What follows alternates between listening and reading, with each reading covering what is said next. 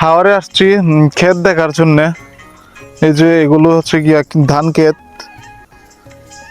এগুলো অনেকদিন আগে আপনার এই ক্ষেত রোয়া হয়েছে, লাগানো হয়েছে।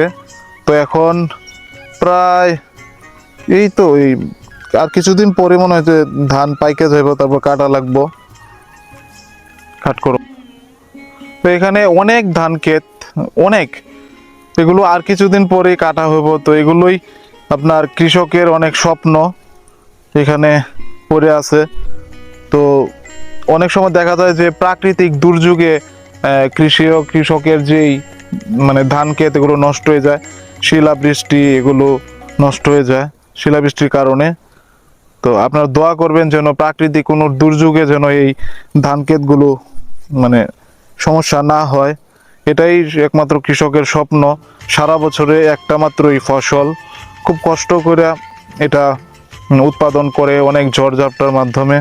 তো সবাই দোয়া করবেন যেন সুন্দর মতো ফসল ঘরে তুলতে পারে, কারণ কৃষকরাই তো এদেশে খাদ্য উৎপাদন করে।